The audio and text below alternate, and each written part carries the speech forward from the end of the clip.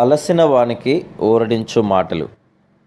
సహోదరుడు భక్తి సింగ్ గారి పరిచయం నుండి సేకరించిన అనుదిన ధ్యానములు.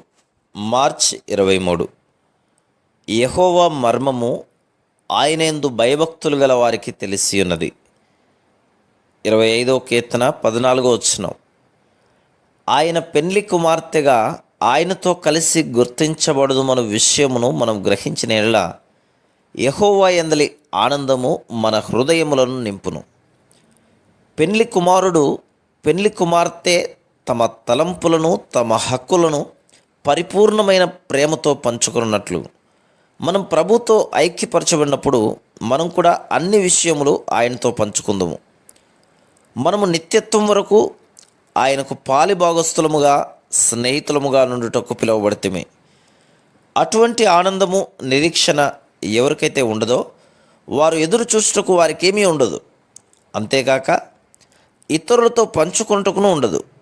కొంతమంది భర్తలు తమ భార్యలను మంచి ఆహారము సిద్ధపరచమని ఆజ్ఞాపించుదురు. వారు దానిని పొందని ఎలా ఉగ్రులవుదురు. ఎందుకనగా వారికి యెహోవా యందలి ఆనందం అనగానేమో తెలియదు. కాబట్టి వారు ఆ సంతోషము తమ భార్యలతో పంచుకొనలేరు. వారు చాలా వాటి కొరకు ఆజ్ఞాపించుదురు. అందుచేతనే చాలామంది భార్య భర్తలకు ఏకత్వం ఉండదు. ఈ గొప్ప పరలోక ఆనందమును మనం ఇతరులతో పంచుకొనవచ్చును. మనం ఆ విధంగా చేసిన యెడల ఆ సంతోషం అధికమగును. మనము మోకాళ్ళ మీదకు వెళ్ళి మన తలంపులు కోరికలు స్వేచ్ఛగా ఆయనతో పంచుకొనిన యెడల ఆయన మనకు ఏమి బోధించగోరుచున్నాడో, ఆయనను సంతోషపెట్టుటకు మనం ఏమి చేయవలనో దానిని మనకు చూపించును. అప్పుడు మన సంతోషము అధికమగును. మనము ఆదికాండము 18వ అధ్యాయము 17-18 వచనములలో చదివినట్లు ప్రభువు తన తలంపులను అబ్రహాముతో పంచుకొనెను. అప్పుడు యెహోవా, నేను చేయబో కార్యము అబ్రహామునకు దాచెదనా? అబ్రహాము నిశ్చయముగా బలముగల గొప్ప జనమగును. అతని మూలముగా భూమిలోని సమస్త జనములను ఆశీర్వదింపబడును.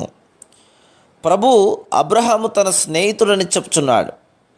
ఆయన ఏదియూ అతనికి దాచిపెట్టడు. సర్వశక్తిగల గొప్ప దేవుడు అబ్రహాముతో దీనిని చెప్తున్నాడు.